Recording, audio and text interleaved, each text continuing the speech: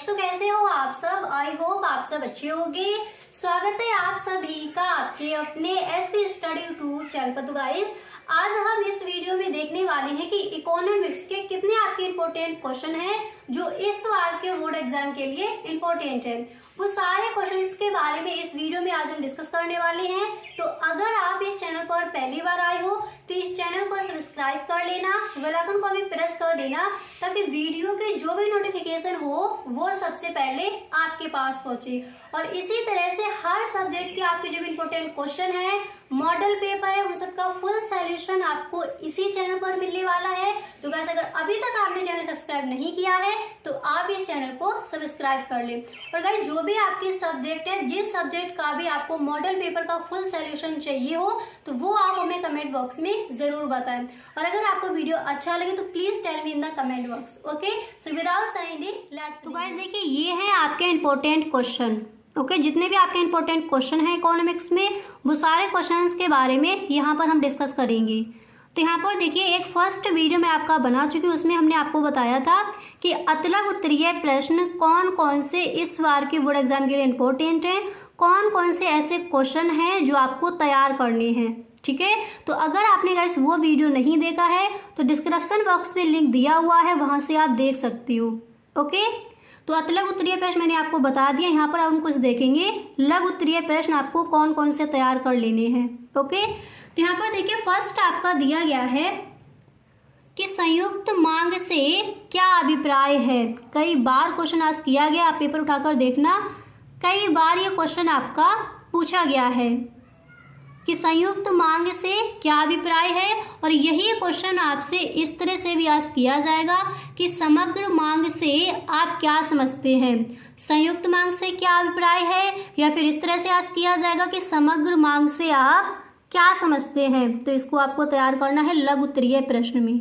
ठीक है, इसके बाद देखिए नेक्स्ट है आपका कि परिवर्ती अनुपात का नियम क्या है।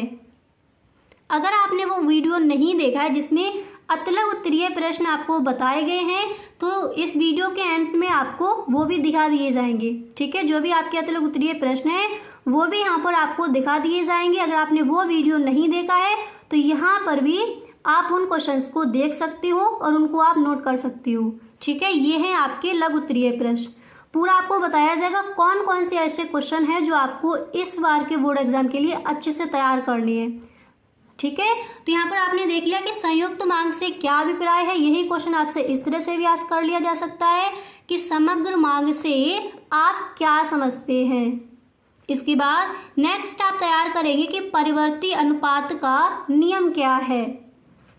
इसके बाद अगला प्रश्न आपका यहाँ पर दिया गया है, कुल उत्पादन लागत क्या होती है।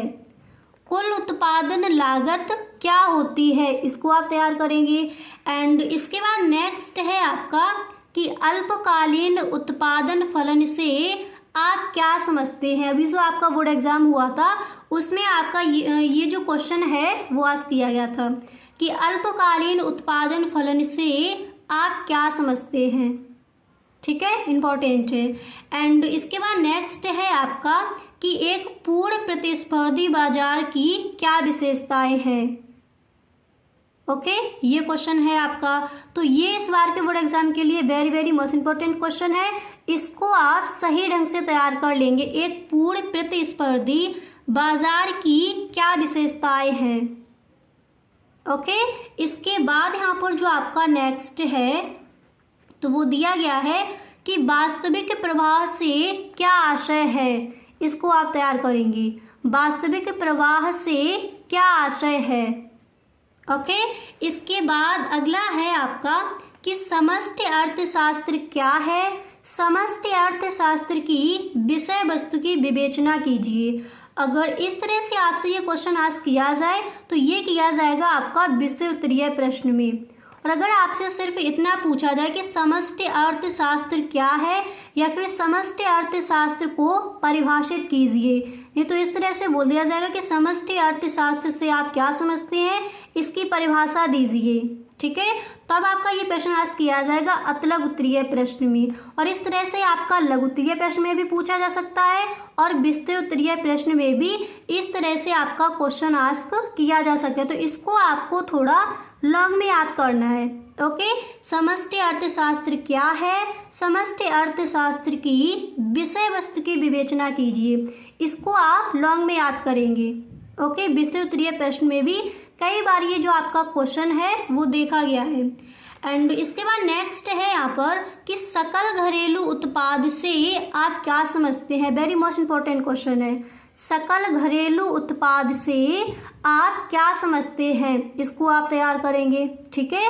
एंड इसके बाद नेक्स्ट प्रश्न यहाँ पर है, अगला क्वेश्चन है आपका कि राष्ट्रीय आय को मापने की उत्पादन विधि की विवेचना कीजिए। क्या दिया गया क्वेश्चन? राष्ट्रीय आय को मापने की उत्पादन विधि की विवेचना कीजिए, इसको आप तैयार करेंगे, ठीक है।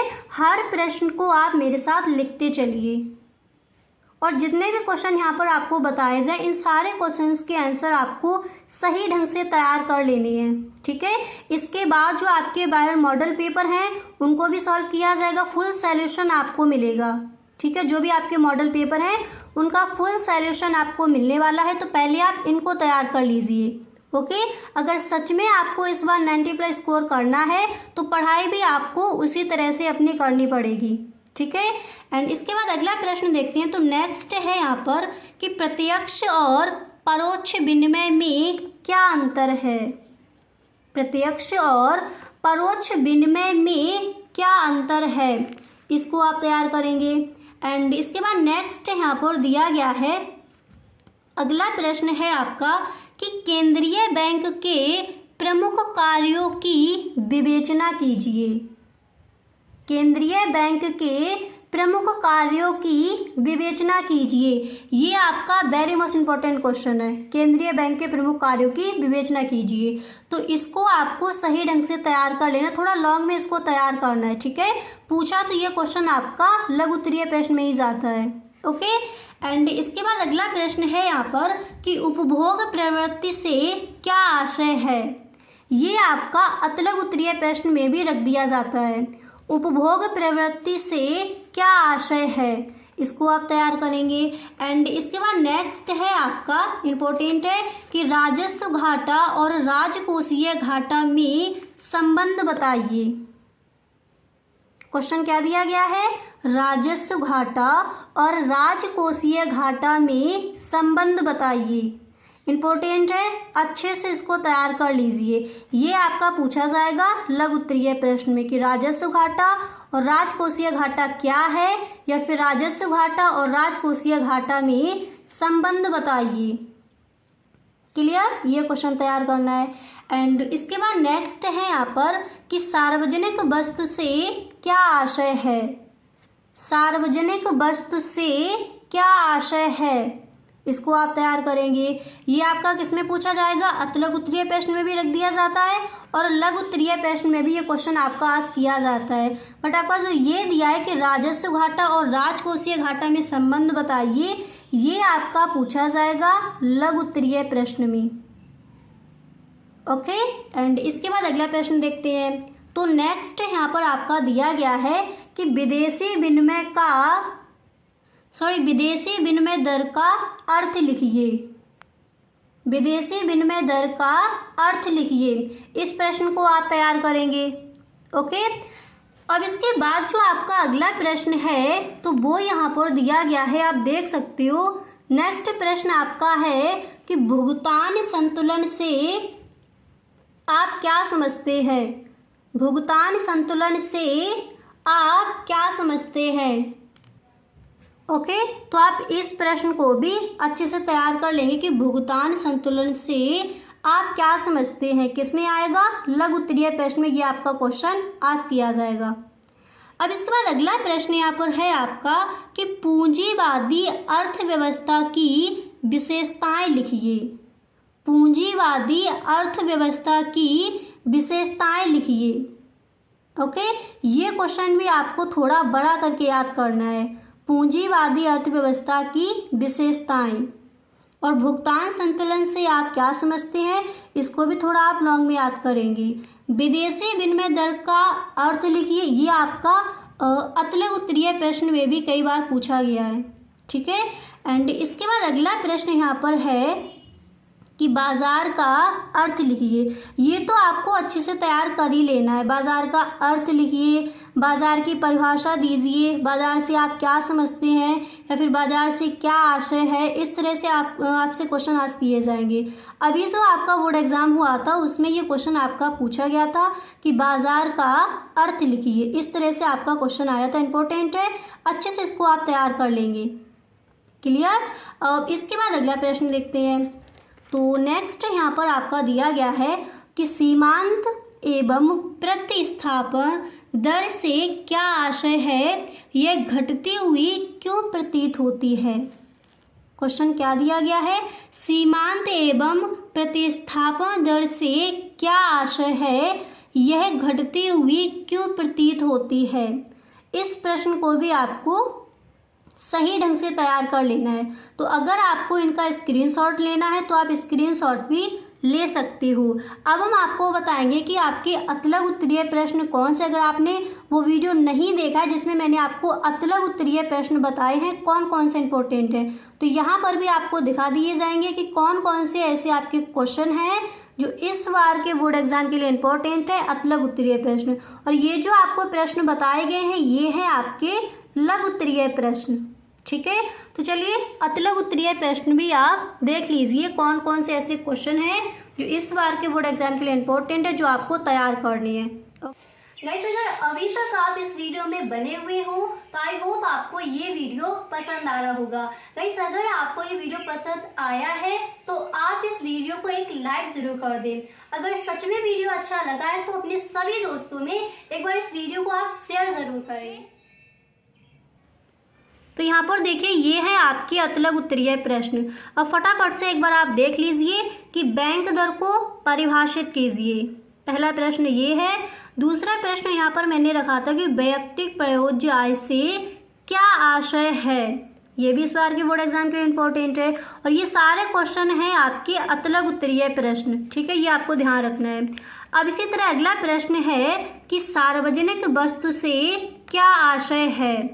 सार्वजनिक वस्तु से क्या आशय है, इसको आप तैयार करेंगे। हर प्रश्न को आपको यहाँ पर दिखाया जाएगा, ठीक है। अगर आपने वो वीडियो नहीं देखा है तो यहाँ पर भी आप देख सकती हो। एंड नेक्स्ट है कि कीमत विभेद किसे कहते हैं, इसको आप तैयार करेंगे।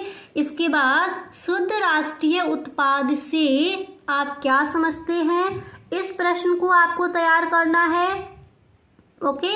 एंड इसके बाद नेक्स्ट है आपका कि प्रति व्यक्ति आय से क्या आशय है। ये सारे जो भी आपके क्वेश्चन हैं वो हैं आपके अतुल्य उत्तरीय प्रश्न, ठीक है। प्रति व्यक्ति आय से क्या आशय है। एंड इसके बाद अगला प्रश्न आपका यहाँ पर दिया गया है। नेक्स्ट आप देख सकते हो कि मांग की लोच मापने का प्रतिशत सूत्र बताइए। मांग की लोच मापने का प्रतिशत सूत्र बताइए, ये आपको तैयार करना है। एंड इसके बाद अगला प्रश्न है आपका कि मुद्रा के 3 प्रमुख कार्य लिखिए। ये आपका इंपॉर्टेंट है, मुद्रा के 3 प्रमुख कार्य लिखिए। इसको आप सही ढंग से तैयार कर लेंगे, ठीक है। हर प्रश्न को आप देख लीजिए। इसके बाद नेक्स्ट है कि सीमांत उपभोग प्रवृत्ति क्या होती है, ये आपको तैयार करना है।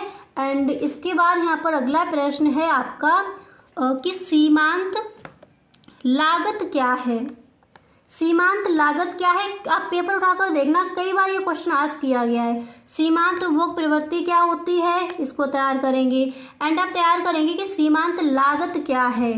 अब इसके बाद अगला प्रश्न है यहाँ पर आपका कि एकाधिकार की परिभाषा दीजिए। एकाधिकार की परिभाषा दीजिए, इसको तैयार करेंगे। एंड इसके बाद नेक्स्ट है बजट रेखा को परिभाषित कीजिए। बजट रेखा को परिभाषित कीजिए, ओके, इस प्रश्न को तैयार करेंगे।